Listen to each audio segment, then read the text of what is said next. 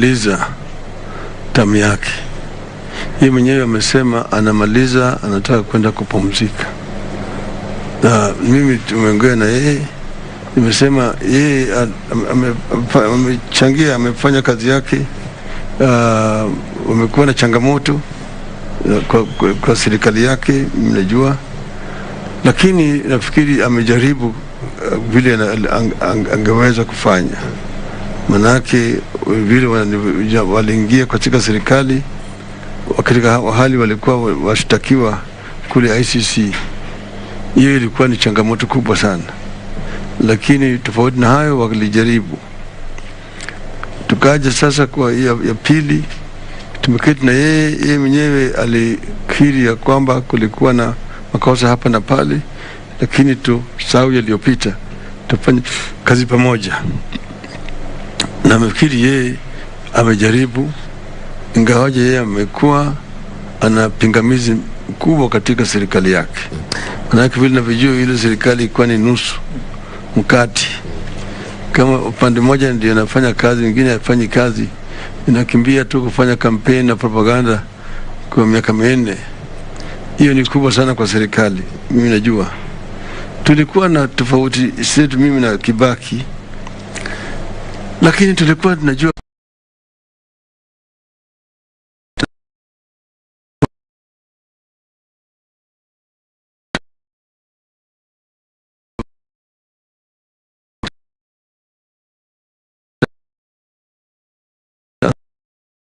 before approved, and then the next meeting to now go and meet in Kampala and so on.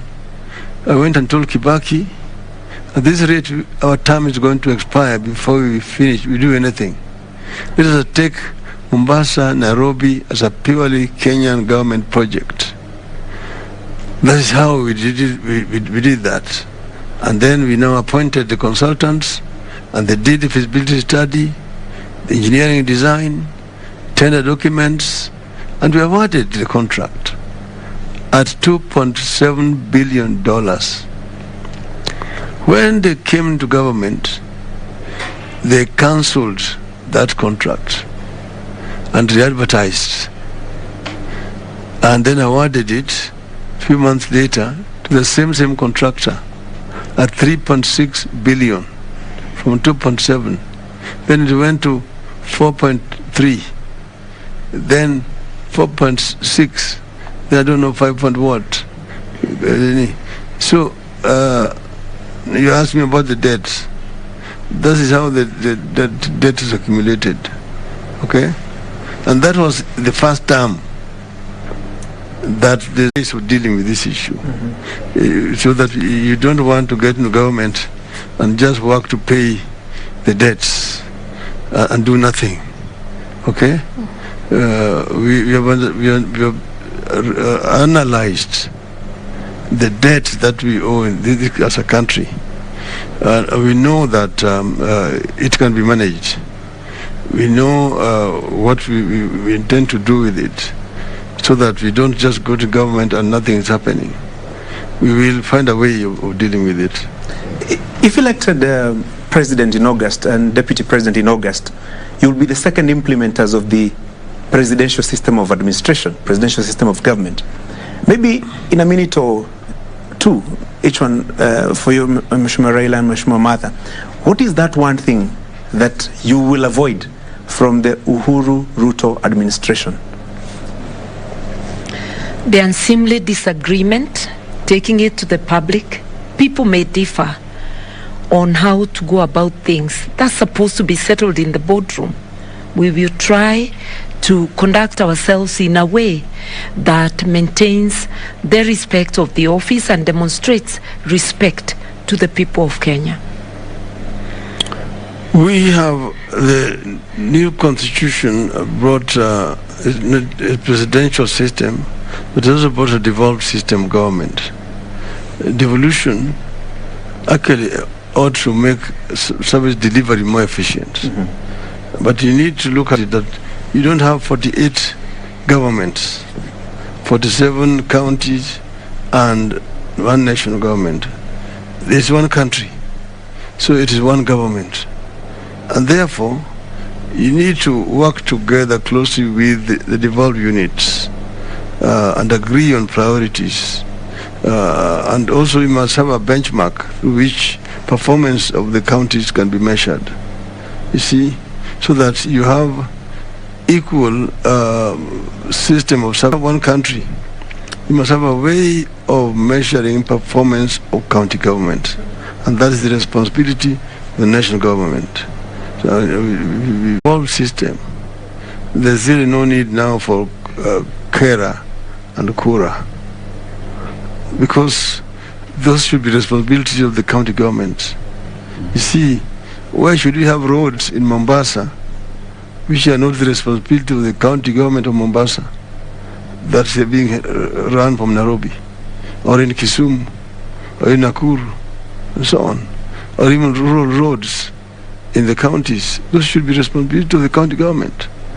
If you do that and release resources to go down there, 35% of resources is very easily done.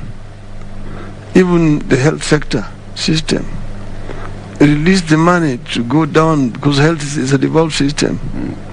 Agriculture, the same. So you're having a problem here about, you're sticking to about 15%. To actually release 35% is so easy. Just release the responsibilities with the resources. But the commitment from you is you're ready and willing to attend the debates. Always ready. Keep it here for that. We'll tell you the dates for those debates. And of course, you've heard the Azimio candidate and running mate are ready for the debates. Asante sana. Good evening. Good evening. Thank you.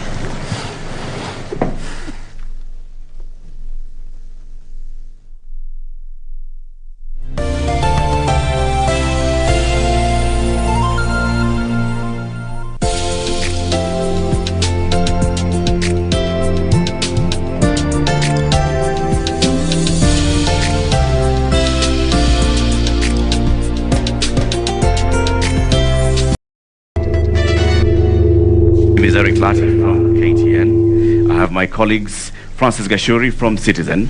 The conversation is also live on K24, and Alan Owino is here from K24. It's also live on KBC, represented by Nancy Okware, and it's also live on NTV. Melita Oletenges is here with us. This conversation is also being transmitted live on several radio stations across the country. Welcome for this conversation, and welcome Your Excellency Raila and Martha. Thank you. We'll have an interesting conversation, starting from what you've been having, around the country in terms of your campaigns. You've been busy up and down. Let me just give you a rundown of what we want to focus on this evening. We want to focus on several conversations. One of them is the cost of living. We'll talk about corruption and the fight against corruption. We'll also have a conversation about your promises, some of the campaign promises that you're making around the country: social protection, health, education. We'll also talk about unemployment and what you have programmed for the youth. And then we'll talk about the current campaign politics and how you are managing that. And then we will talk about integrity and accountability. Right? That is a good enough topic, Martha? Yes, it is. Raila ni mzalendo. And that this is the kind of campaign that you've been having, Haru going around the country and even meeting people who are making fun of you and engaged. Everybody's making noise. Right. Yeah, but everybody is entitled to enjoy whichever. But sometimes I use it when I want to bring a point home. Then I use kitendawili. It's not that I don't use it because some people have accused me of bwana kitendawili. That is not really the reason. Yeah. You just transitioned from now doing kitendawili to doing the dance. Yes. It's a new Raila. Exactly. Okay. You metamorphose.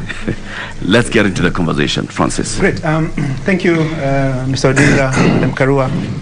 The very fundamental question on many people's minds tonight is the cost of living. You're seeking votes from people who are barely surviving. The cost of living, cost of unga, cost of fuel, and all the other costs are rising fundamentally. And in the very short run, in the interim, because you have President Uhuru Kenyatta's here and the government's here, what in the interim would be your proposal to reduce the cost of living and make life easier for many Kenyans. That is in the short run. But in the long run, what would be your promises? What would be your plan in the event you're elected president in August? Well, because as you look at really the cost of it, I see some people who are really trying to divert attention of the public, playing popular harvest